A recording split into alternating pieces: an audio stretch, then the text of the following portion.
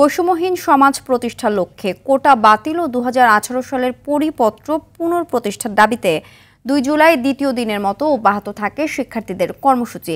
স্লোগানে স্লোগানে উত্তাল হয়ে ওঠে ঢাকা ও জাহাঙ্গীরনগর বিশ্ববিদ্যালয় সহ দেশের বিভিন্ন শিক্ষা প্রতিষ্ঠান।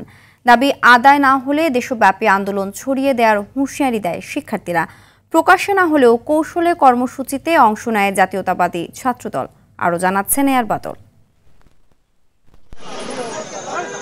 ২ জুলাই দিনটি ছিল মঙ্গলবার। কোঠাপ্রথা বহাল রেখে হাইকোর্টের দেয়া আদেশ বাতিলের দাবিতে ঢাকা বিশ্ববিদ্যালয়ের কেন্দ্রীয় গ্রন্থাগার থেকে বিক্ষোভ মিছিল বের করে শিক্ষার্থীরা।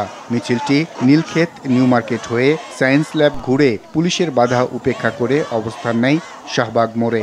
18 সালে যে পরিপত্র জারি করা হয়েছিল সেই পরিপত্র যাতে আবার পুনর্বহাল করা হয় সেটাই আমাদের সকলের দাবি। পরে টিএসসি এলাকায় গিয়ে সমাবেশে রূপ নেয় মিছিলটি। কোটা না মেধা, মেধা মেধা স্লোগানে মুখর হয়ে ওঠে আকাশ বাতাস।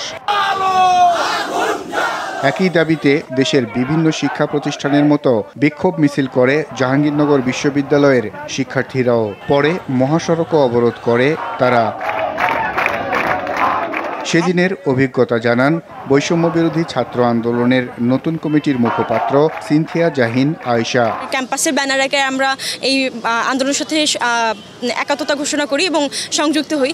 এর আগে বিচ্ছিন্নভাবে আসলে এই আন্দোলনের শাহবাগে এসেছি। কন্টিনিউয়াসলি কোনো ধরনের বিরতি ছাড়া আমি আসলে এই আন্দোলনে ছিলাম। আন্দোলনের পথ পরিক্রমায় আসলে আন্দোলনটা আমাদের এক দফার দিকে মোড় নেয়। শিক্ষার্থীদের কর্মসূচি সফল করতে আড়াল থেকে কাজ করে জাতীয়তাবাদী ছাত্রদল। তা না হলে সরকার ভিন্ন উদ্দেশ্য খুঁজে সব ভেস্তে দিত বলে জানান ছাত্রদলের সাংগঠনিক সম্পাদক মোহাম্মদ আমানুল্লাহ আমান। বিভিন্ন ক্যাম্পাসের যারা জুনিয়র কর্মীরা তাদেরকে আমরা কৌশলের অংশ হিসেবে সেখানে আমরা পাঠিয়েছি। আমরা যদি সে আন্দোলনটিতে যারা আমরা পরিচিত মুখ তারা যদি সামনে থাকতাম বা চেষ্টা করতাম যে কোনো কিছু জানান দেওয়া, তাহলে সেই আন্দোলনটি আসলে ক্ষতিগ্রস্ত হতো।